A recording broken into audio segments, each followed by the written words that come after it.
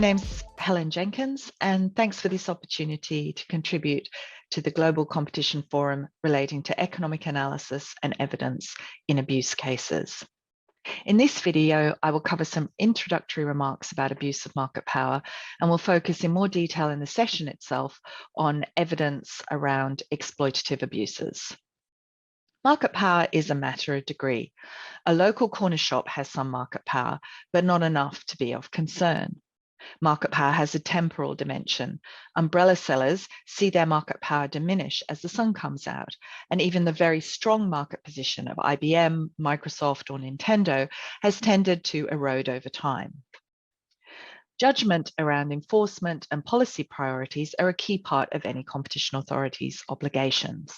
And when it comes to concerns about the abuse of market power, there will be judgments to be made around whether in any particular market, the process of competition will function effectively and undermine market power, or whether intervention is needed to speed up the process.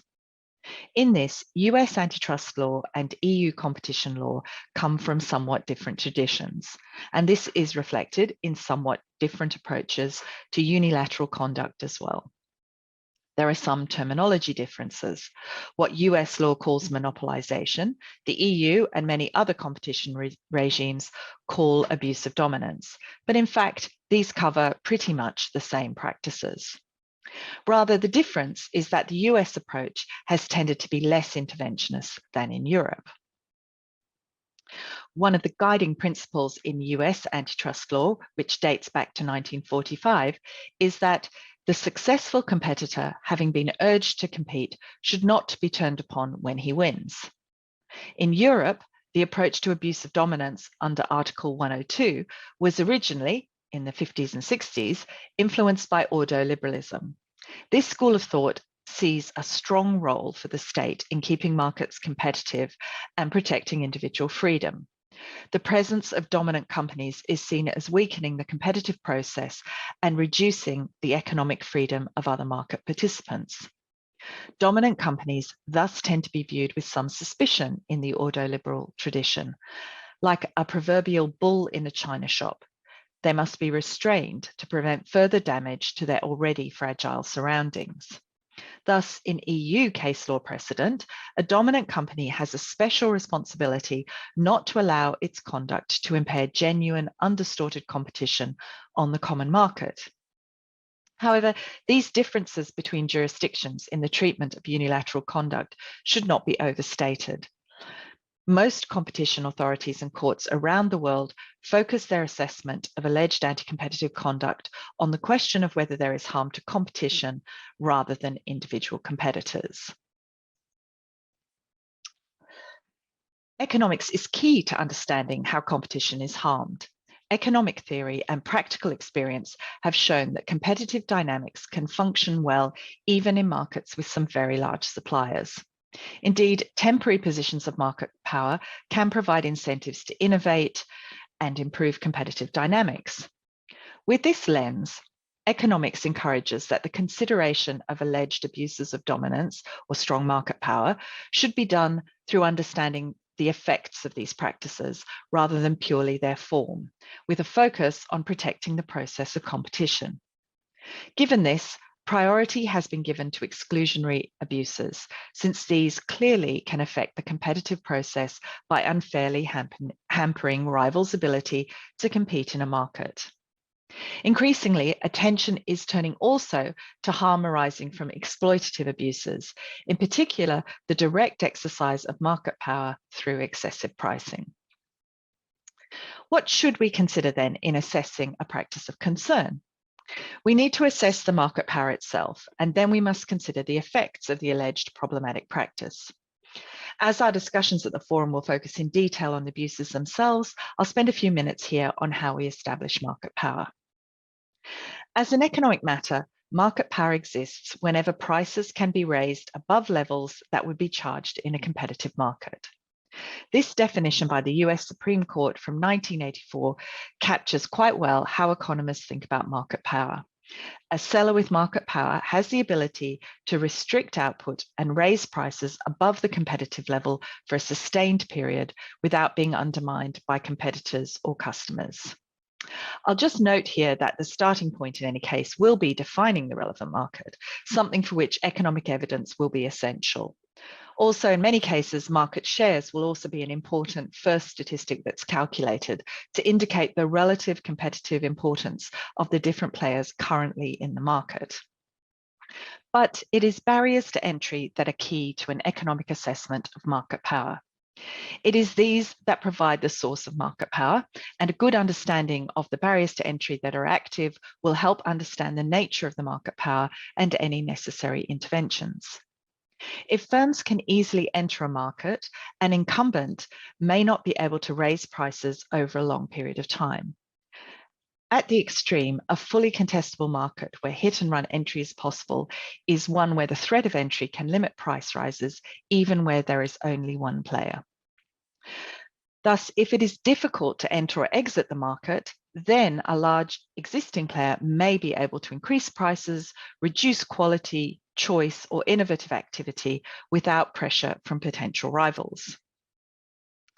Barriers to entry are generally defined as costs borne by an entrant, but not borne by an incumbent. So they don't generally include the fixed costs that are necessary for anyone setting up business in an industry. There are basically three types of barriers to entry that can be identified. Absolute barriers, such as license restrictions or intellectual property rights that will be held by the incumbent.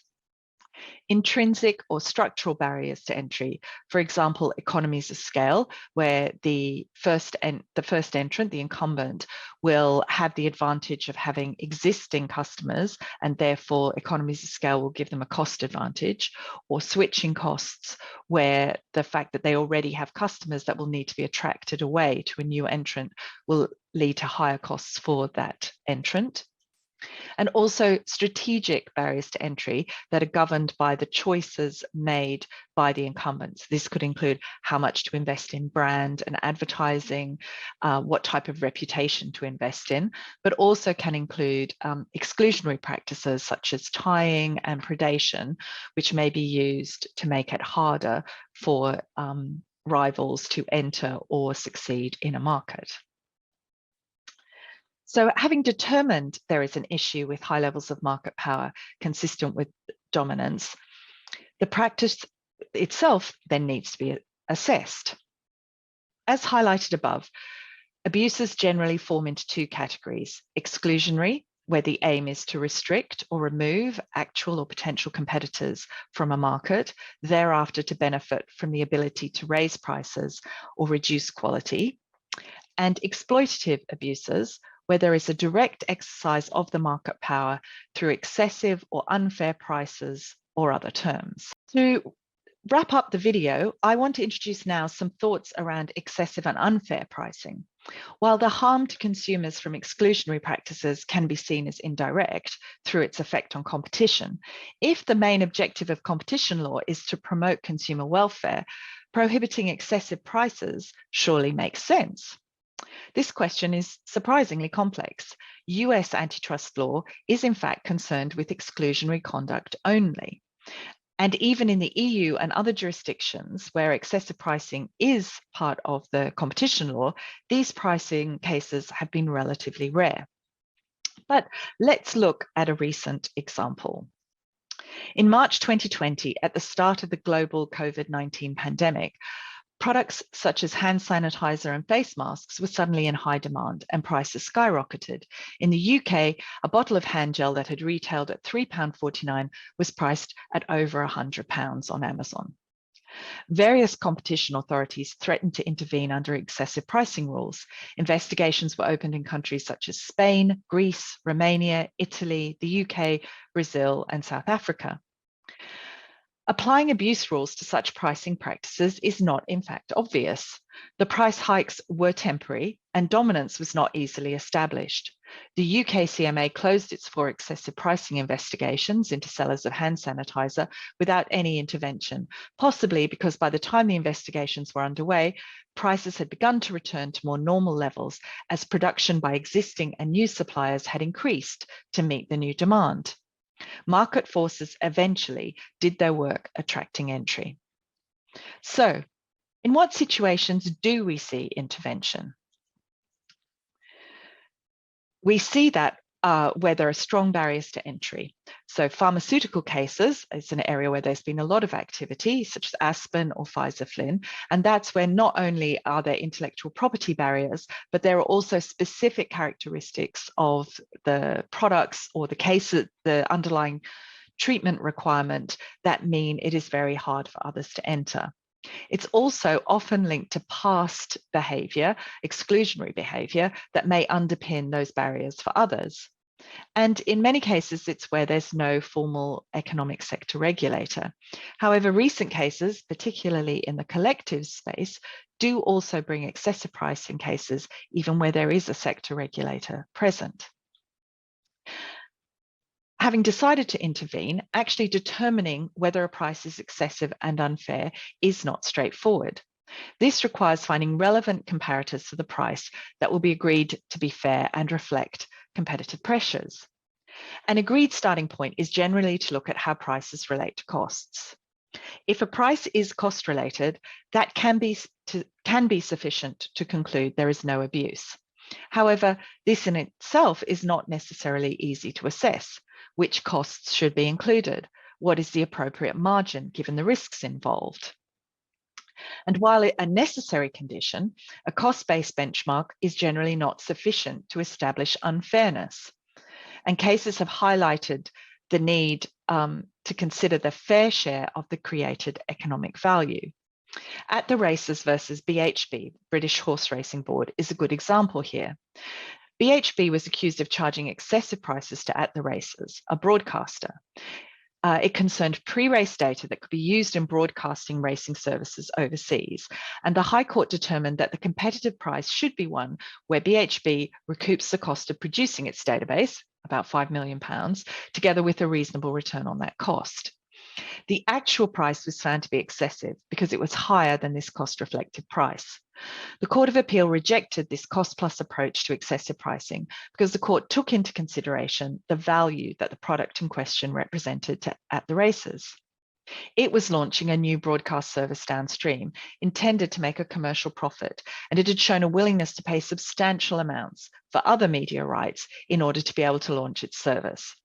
There was thus a wide gap between the costs of producing the data and the commercial value of that data to its purchaser, which was going to use it as an input to a commercial downstream service. In essence, therefore, the dispute was over how to share the downstream profits from broadcasting these races between BHB and At the Races. In these circumstances, it was judged that BHB was entitled to charge a price that reflected in part the value to and willingness to pay of the intermediary purchaser downstream, as long as there was no distortion of that downstream competition. So I hope that's been a useful introduction, and I very much look forward to continuing this discussion at the forum itself. Thanks very much.